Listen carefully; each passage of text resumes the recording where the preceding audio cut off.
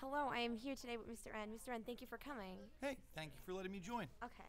So, I would like you to describe your perfect classroom for me. My perfect classroom. And that's actually a pretty tough question. Kids are behaved. Don't have Yeah. to send anybody out of the room. Would be nice. And kids are asking pretty good questions and actually are interested in the material, which, believe it or not, actually happens every now and then. Yeah. Yeah, so perfect class. Kids are behaved, want to learn, are and really completely engaged in what we're talking about. What materials would you like in your perfect classroom? Materials. What would you like to have? Like computers or? I would like to have a smart board. Right now, our school doesn't really have the funding to have a smart board, Yeah. but smart boards are awesome. I think the kids like the technology.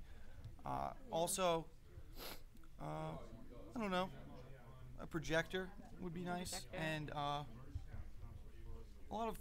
I actually don't have a lot of things hanging around in my room, Yeah. like different pictures and things. So I'd like more pictures in general. Yeah. Yeah. Well, maybe you should just print off pictures or like quotes and stuff. That's not Or a maybe bad ask idea. your students to do that. Hey, Or- that's not a bad idea. Yeah. I love quotes, Yeah. and tons of quotes about different people in history. Yeah. So maybe I'll do something like that. Sometimes the kids actually give me quotes and say, "Here, quote of the day." Yeah. That's not. I mean, that's a good idea. Yeah, I've done that. I've given my social studies teacher, Mr. Bogish, I've given him quotes. Oh, to yeah? go, oh, hey, here, things stuff. And Oh yeah, you're a quoter. Yeah. Cool. What keeps you going as a teacher? Well, one, you get paid, which is nice. Number two, I like working with kids in general. Yeah. They ask like really creative questions, which sometimes adults really don't ask. Yeah. And because they just want to learn everything. Yeah. And that kind of like brings me, and I can also joke around with the kids a lot. Yeah. And you can't do that in all the workplaces that I've been in before. So what subject do you teach? I am an 8th grade American history teacher. American So history? civics. So American history, Declaration of Independence, American Revolution. Right now, Constitution. We're talking about the legislative branch. Woo. Yeah. Okay. So, what is one of the things you've learned from your students? Learning from my students. Do I learn from my students? Yes, and I do. That I can't talk the whole time and expect kids to listen. Yeah. That they want to be hands-on. They want to be the learners. And I can't Yeah. just feed them information because they're not really going to respond to it. They like doing hands-on activities and finding it out for themselves. And slowly but surely, I'm learning to do a little bit less talking, and for them to really figure out the information on their own. Yeah.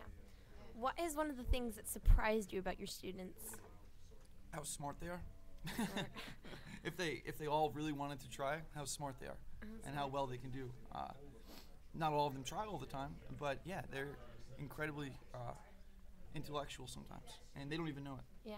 What's your favorite thing to teach in social studies with American history? My favorite thing to teach, it's probably the executive branch, and we haven't gotten there yet. Yeah. It's the executive branch because I actually call the president, give him a phone call. He doesn't answer, but I leave a message. But the kids get like pretty pumped up because they're like, okay, civics. Like I want to participate in our country's democracy. Yeah. And I go, yeah. Well, it's like, yeah, he has a phone number. We can call and leave a message. He didn't get back to me, but I do like that that lesson because the kids get pretty pumped and they don't believe it. And I put it on speakerphone and leave a message, and the kids are like, oh, Mr. N just called the president. It's pretty cool. Yeah.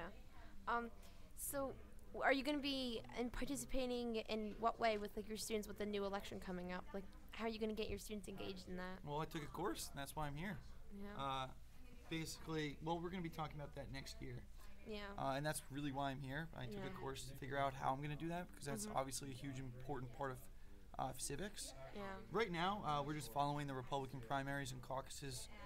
We talk about it every day, little CNN student news usually. And we each have a big U.S. map in our classroom. And the kids color in the states of who won. So Mitt Romney might be red color, Rick Santorum might be orange. And they just color in states, Iowa, New Hampshire. And I don't know, that's a cool way to follow it. Just coloring in a map. Believe it or not, the kids actually get into it. Okay. Thank you for sitting down and interviewing with us today. Hey, thanks for allowing me to be interviewed.